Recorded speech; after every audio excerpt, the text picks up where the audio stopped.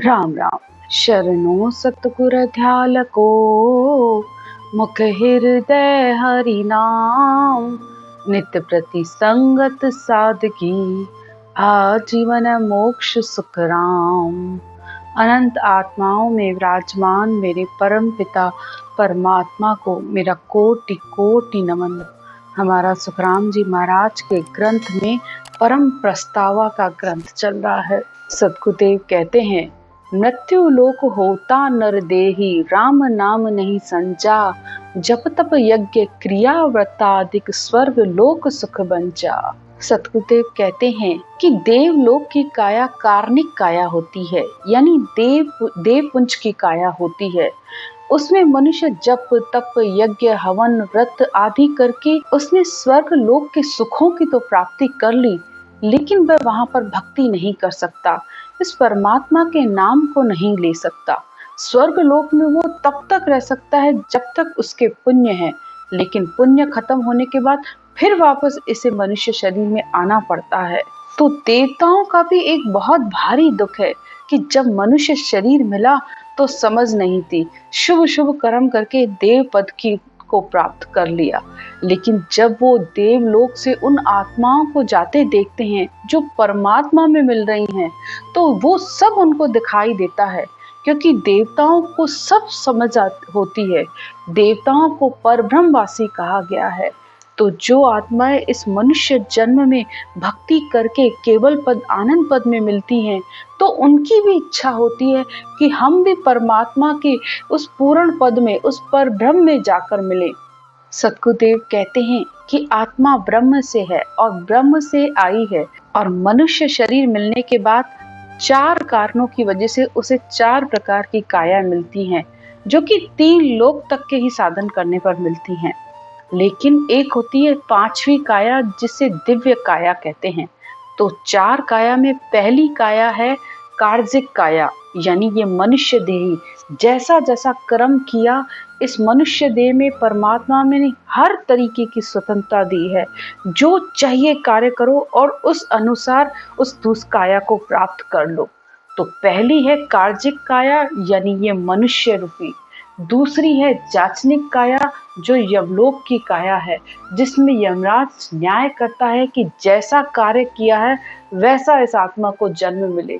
तीसरा है कार्णिक काया, जो कि तेज पुंज की काया होती है, यानी शुभ शुभ कर्म करने से वो प्राप्त होती है।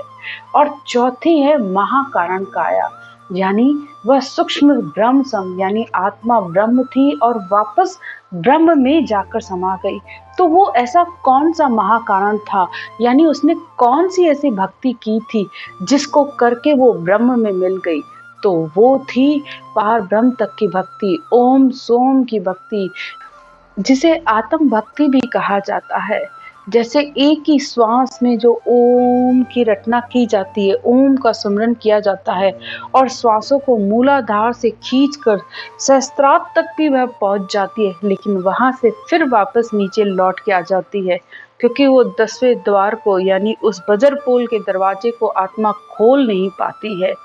तो और बजर पोल का दरवाजा बिना ने अक्षर आए, सत शब्द आए, खुल नहीं सकता। तो आत्मा को मनुष्य देही भी मिली, उसने भक्ति भी की, लेकिन उसके कर्मों के अनुसार उसे जो मिली उसने वो अपनाई और उसने वो काया प्राप्त कर ली। लेकिन 5वीं काया, जिसे दिव्य कहा गया है, संतों की काया कहा गया है। जबे संत काया दिव्य रूप धारे, कह सुखदेव संत मोक्ष पधारे। तो जब ये संत, औधाधारी संत मिलते हैं और ऐसा ज्ञान देते हैं, ऐसा भेद विधि देते हैं कि ये आत्मा श्वास पर श्वास में इस ब्रह्म के नाम को लेती है, तो वह सत शब्द उसे लेने के लिए आ जाता है।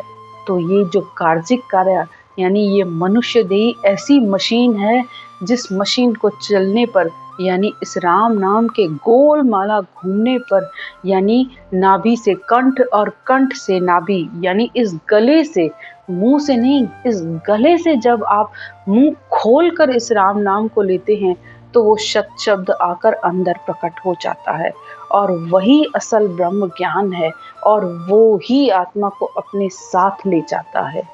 तो इस प्रकार सद्गुरुदेव बता रहे हैं कि स्वर्ग लोक के सब सुख होते हुए भी उसे दुख हो रहा है कि मुझे ये मनुष्य जन्म दोबारा मिले तो मैं परमात्मा की भक्ति करके उस परब्रह्म में मिल सकूं।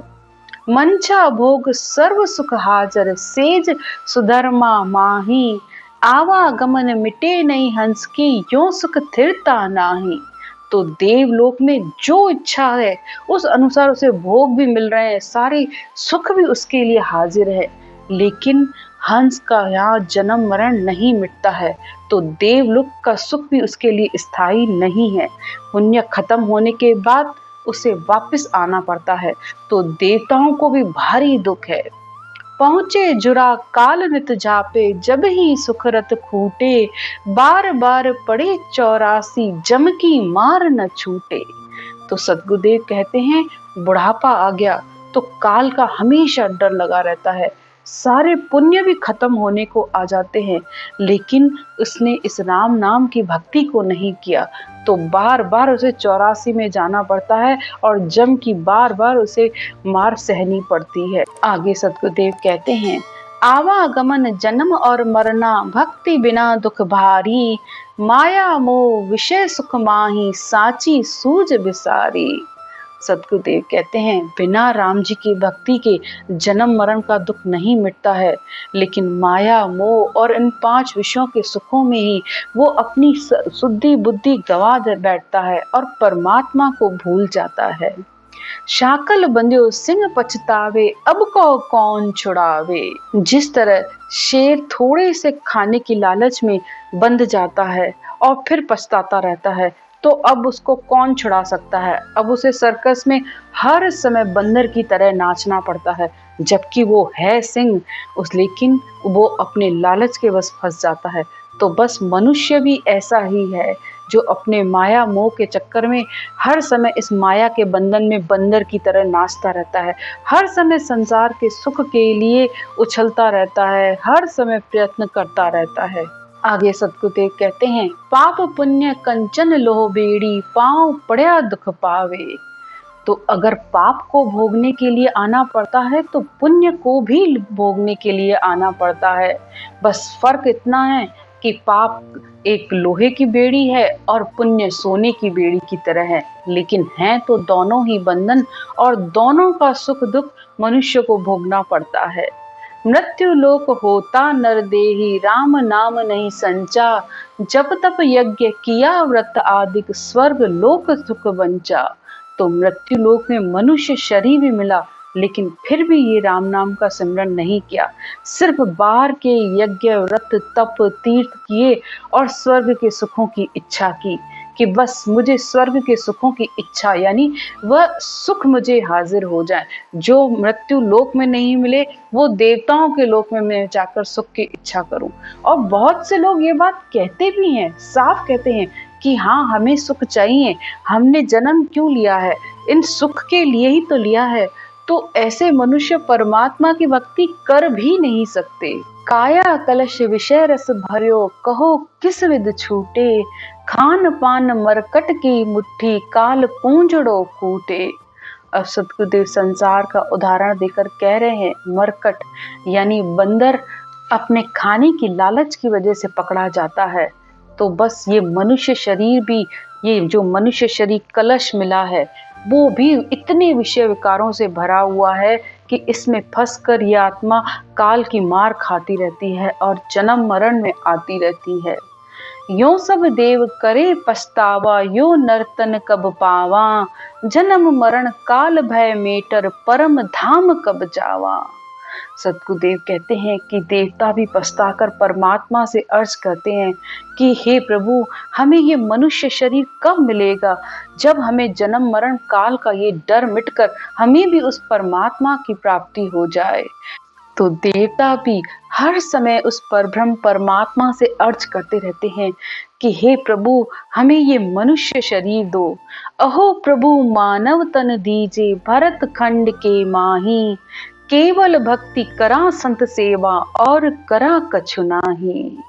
तो हे प्रभु, हे परमात्मा, ये मानव तन देना और वो भी भरत खंड में देना, तो हम भी केवल भक्ति करें, संत सेवा करें और कुछ ना करें। संत सेवा यानी वो संतों के द्वारा दिया गया वेद विधि से उस परमात्मा का नाम लें और सत शब्द की भक्ति करें, ताकि हमारी आत्मा भी उस केवल पद आनंद पद में मिल सके।